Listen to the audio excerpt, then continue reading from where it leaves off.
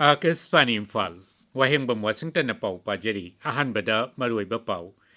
Gawagi nightclub amada ngarang numidang may sakpagi tawdok mi kun mga sire taruk na chokle. Pradhan Mantri na hairi, Malim gising na ba maditang dulay tada ba kaya aski marakta layba kasi na maromdom hona jaduna sa uktok siya na lepang Flight cancel tawbadagi passenger singda handokpam thokpa senfam ngasi numidang pung nipan pabugi manung da pitok hinaba sarkar na Indigo da kangan kre amasung Punjab ko Pakistan ka lon na bangong kay paringda ngasi ayuk security force na Pakistan ki drone ahum kaptha kre heroin packet anishu phangle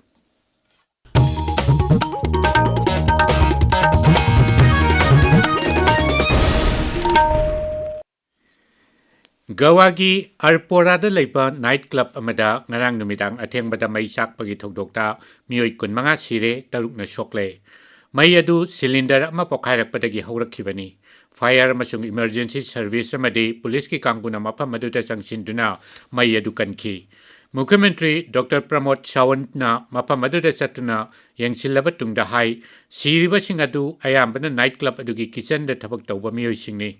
Makoy gimanungda lamkoy ba miyoy marisu yauri. Mukhyamantri na hai siriba sing adu ayambana short phunduna sibani aduga club adusu tangai phadana changdaba yadaba fire safety gi machak sing leiramde. Thaudok tu da chenaba sing gi mathakta hakpa thabak lokat kani haina Mukhyamantri na hairi. Police na thaudok adugi matangda kupna ticket kani amasung phanglakpa sing adugi matungina thabak lokat kani haina chu DGP na phongdok le. Rashtrapati Draupadi Murmu amasung Pradhan Mantri Narendra Modi na thokdok adugi matang da thamoi shokna nungaitaba phongdokre social media da thagatpa warol da Rashtrapati na awaba tarba imung manung sing adugi damak nungaitaba phongdokpa galoinana asokpa sing athuba matamda phagalakpa oirasanu hairi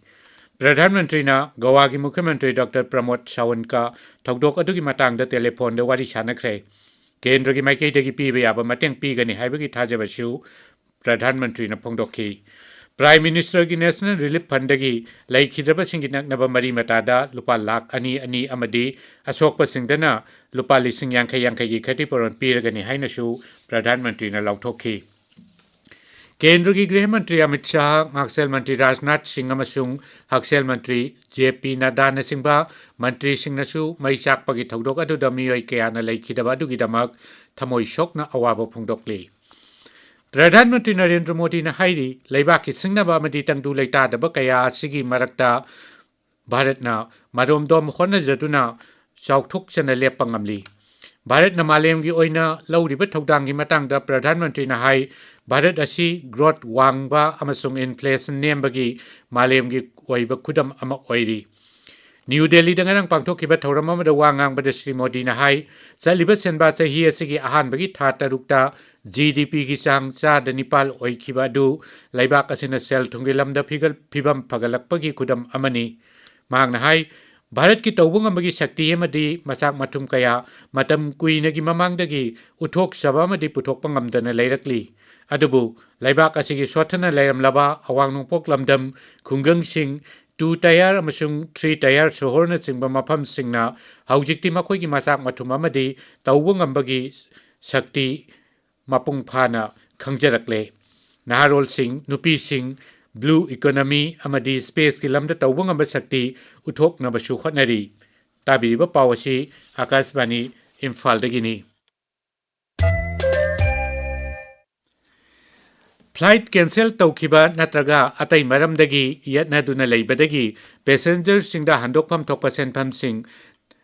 thinthaba tawdana pithoknaba sarkar na Indigo da khangan kre Civil Aviation Mantraloy na asigumba senpham sing ngasi numidang pung nipal phawbugi manungda sungsoi soidana handok khinawa hairi laibak sinba thungbada Indigo na makhoi gi flight sing cancel tawkhibadagi passenger sing na mayok nariba khudongcha da basing adugi yanglaga wafam asi khangan kibani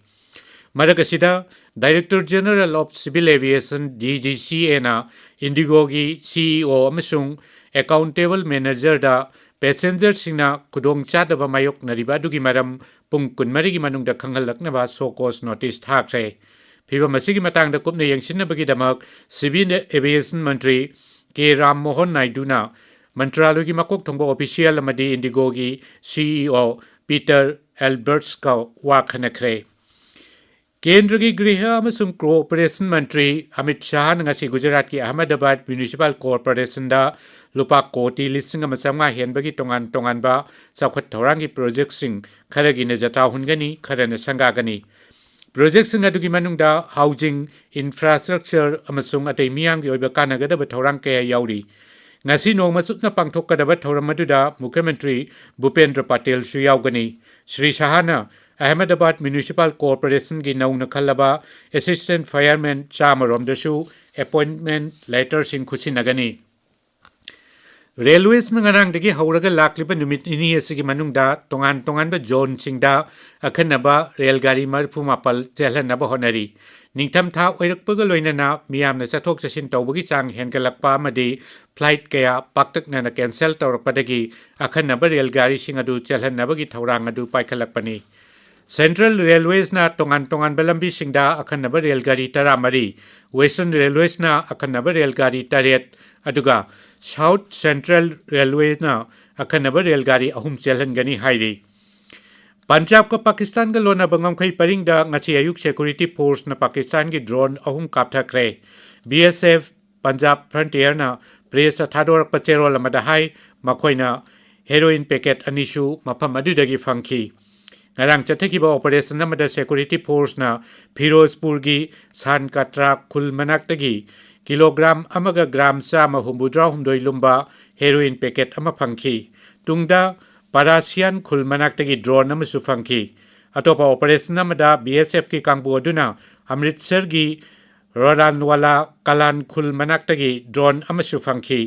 makhoina ngamkhai paringda drone singba paiba thingnaba technical gi oiba thorang lokhatpadagi drone singadu tarakhiba oiramgani haina thajenari